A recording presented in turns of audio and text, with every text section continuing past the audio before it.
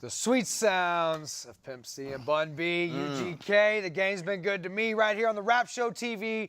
That's Rapp with 2 Ps. Every Friday night, 8 p.m. Central Standard Time. And you can see all the best of anytime worldwide at therappshow.com, including my squad that's running with us tonight. We're talking NBA playoffs. We're talking boxing. We're going to get into some baseball with comedian John Wesling. But right now, fresh off of his trip from up there on campus where the Rebels roam at Ole Miss, Boomer, you were up there covering some spring football, as I understand, and you posted on therappshow.com yourself. Talk a little bit about what you saw and who were some of the standouts.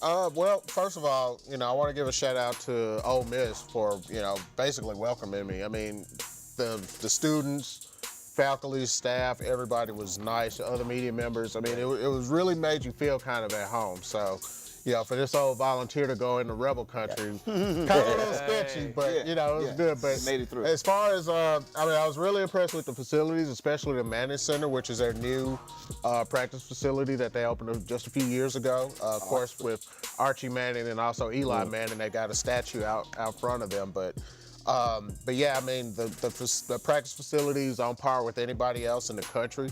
The stadium, they're making all kind of renovations to not only the football stadium, but they're building a new basketball arena as well, plus a new track and field stadium. So they've got buildings going up. As far as on the field, quarterback is still kind of spotty right now. But I mean, the spring practice, I'm not going to buy too much into that right now because I've seen bad quarterback performances in spring football for years. I can remember, I was telling somebody, I can remember Cam Newton when he first went to Auburn.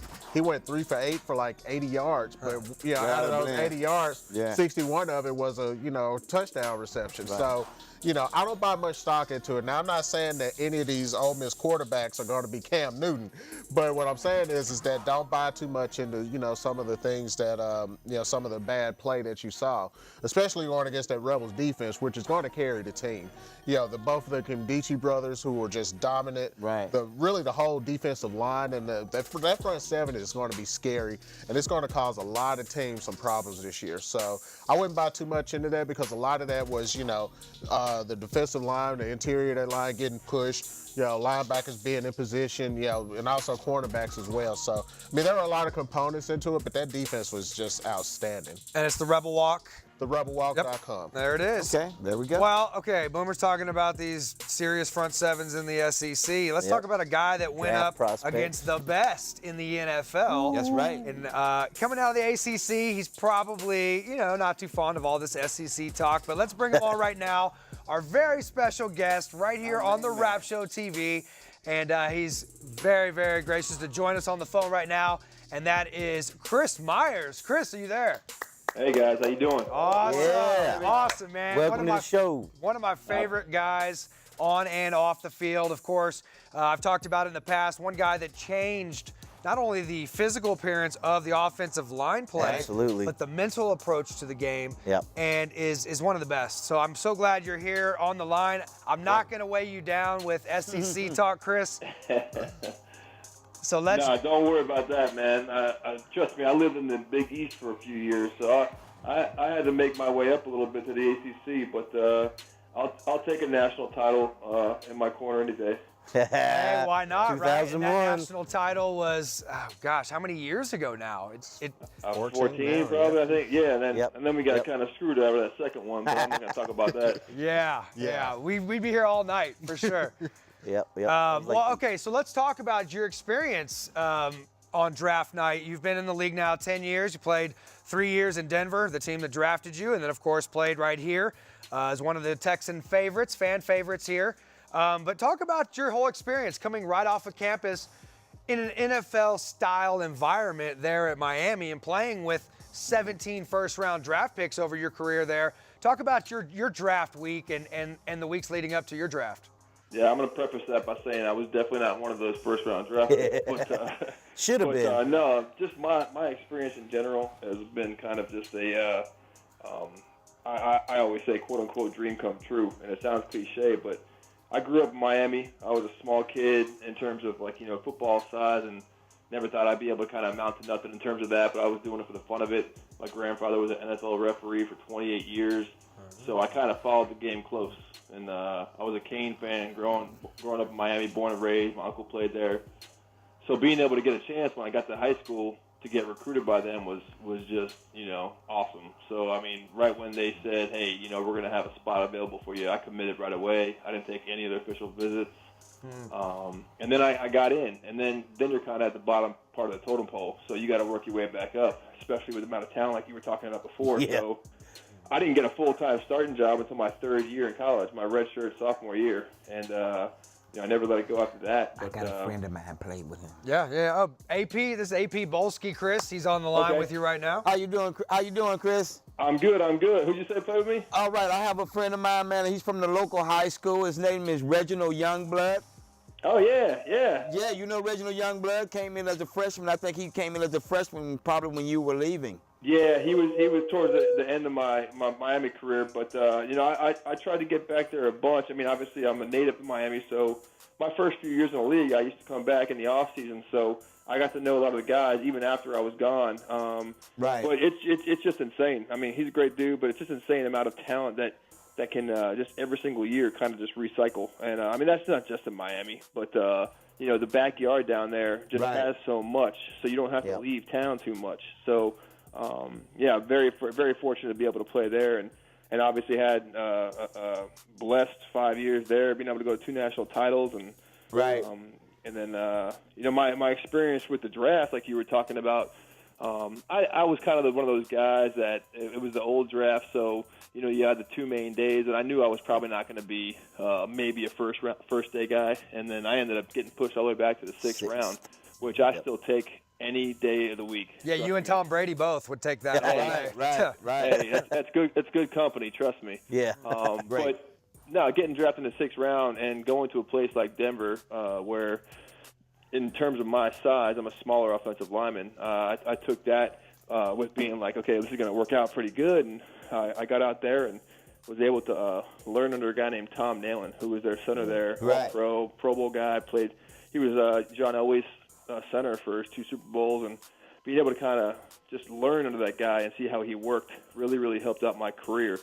So when I got traded down to Houston in 2008, I just kind of took his styles and some other guys that I've learned over the years and kind of made it my own. And it definitely takes some time. Everyone has their own learning curve, but I didn't come into my own really till my 4th or 5th year, and then kind of just it all clicks, and then you just kind of go from there. But time flies, and you just kind of are very grateful for the time that you have in the NFL.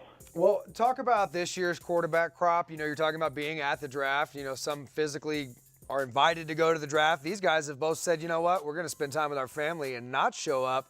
But talk about the top quarterbacks coming out, and then just give us a couple of offensive linemen who we should keep our eye on coming up. Well, in terms of the quarterbacks, I mean, and then electing not to go, whoever's elected not to go. I mean, I think the vibe of the draft may be changing a little bit now with them moving at cities. And I have no clue. I never was at it, but them moving to Chicago, maybe changing the aspect of not wanting to go to New York and just it's going to be in Chicago now, not being the same kind of just overall ambiance that you get when you're there. But I just think the guys that want to be around their families. I mean, you see so many guys nowadays when they're getting drafted, sitting around with all their friends and all their families, and you're probably having a great experience when you're sitting there at the draft, but to be able to get to experience with your family and friends is kind of second to none, I think. That's something that they'll be able to remember for the rest of their lives, and they'll remember that you did that at the same time. So I can never fault anyone for doing that. And just in terms of their talent levels in general, obviously Jameis obviously has every single thing off the field that everyone's always talking about. And there's a lot of NFL teams and there's a lot of GMs, owners, and head coaches that are big-time second-chance guys. So there's definitely going to be a team that's going to be able to take a second chance on him. I don't know if it's a second, third, fourth, or fifth chance, but with him, he's just got so much talent. I mean, I don't think you can attest for the character of that guy and how many games he was able to come back from and the success that he had at such an early age. And obviously he didn't handle everything off the field well. But in the end, in terms of the NFL, they want a guy that's going to be able to manage his off-the-field life well. but it's all about winning. And I mean, that's the NFL life. That's the NFL cycle. If you win, it amounts to dollars, and that's what the NFL is about. To a certain extent, unfortunately, but that's the way it is. And then Mariota. I mean, Mariota's just a phenomenal player too. At the same time, his skill set is completely opposite from what of Jameis Winston. But there's going to be teams that want to be able to have him in their house and you know, put into action what he's got. It's not because he's a Seminole, is it? No, trust me. You guys can attest to it, no matter what sport or whatever athlete you are, that whatever team is that team that you have an arch rival with, they're the team you respect the most. Yeah. So growing up as a Canes fan and stuff like that, everyone always talked about that Florida State and Miami games and stuff like that, especially being out in South Florida and being in the state. But those are the teams that you always had a little bit of extra fuel for and you respected the most. There was teams that you hated. There's teams that you had, you know, games with that were always tough, but that team is the one that you always respected. So there's a lot of love and a lot of respect for the Seminoles, that's for sure. Yeah, great. All right, my last question. I know it's a Friday night, it's family night, it's rainy outside. I'm sure it's probably movie time over there at the Myers house. But I want to ask you, and I know people have asked me already if I got some inside information, but what was it like to play in the Bill O'Brien regime in his first year as an NFL head coach, which is a legendarily, no-nonsense staff and locker room environment? Yeah. Just give us a couple minutes on what it was like to play with him. It was definitely, to be perfectly honest with you, going into my 10th year and having a new staff and especially a new coach like him, it was a great experience, a phenomenal experience. It was, I think I told you when we were at dinner the other night, is that it was the toughest and most physical training camp I had ever been through. And I'm sitting there at 33, and it's the toughest one I've been through. So I'm having to kind of check myself throughout training camp, make sure I still want to do this. But it was definitely an experience. I loved it. He's a no-nonsense type of guy, like you said. But if you're a guy that's going to work your butt off every day and practice mentally and physically, he's going to respect you and give you that kind of respect off the field. So he'll crack some jokes with you and get to know you. But there's so much accountability in terms of his offense at every single position, because if one person's off in that high tempo, so many different kind of terms for each kind of play in the no-huddle offense, that if one person's off, it's all going to go down the drain. So being able to be on top of your game is the biggest thing. And I think I told you, too, is the amount of hours that we put in to be able to kind of memorize this stuff and do our research is just through the roof. I mean, there's so much more time that I spent in the facility this past year than I had done in the past. All right, well, you're incredible what you do on the field. Real quick, you guys can follow him out there on Instagram at C Myers, and there's no E after the M. It's MYERS 55. And real quick, before we get out of here, Chris, tell everybody where they can donate to your charities and where they can find all the incredible things you do in the community. That's the one. I appreciate you being able to call that out. I don't have a specific charity, but I do a lot of work with foundations such as Blue Cure, Impact the Hero, bluecure.org, impactthehero.com. There's just so many different charities that we try and do work with. And one of the most recent ones I was talking to you about last night is our son was born with bilateral cleft lip and palate. So Operation Smile is one of the ones that hits real close to home to us, and we've done a lot of work with them over the past 2 years. Awesome. Well, you're a superstar in our book, no matter where you're playing.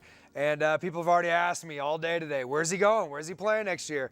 So I'll let you come on the Rapp Show and announce that when the time is right. If not, continue all the great work you do.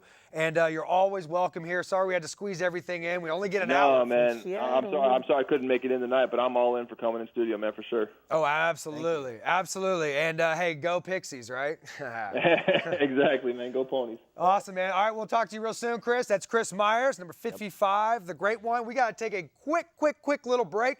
We come back, we're going to have John Wessling out here. That's right. Maybe get his thoughts on the Astros and throw him out there on the hot Let seat. him do his thing. Right here on the Rapp Show TV. So stick around. We'll be right back.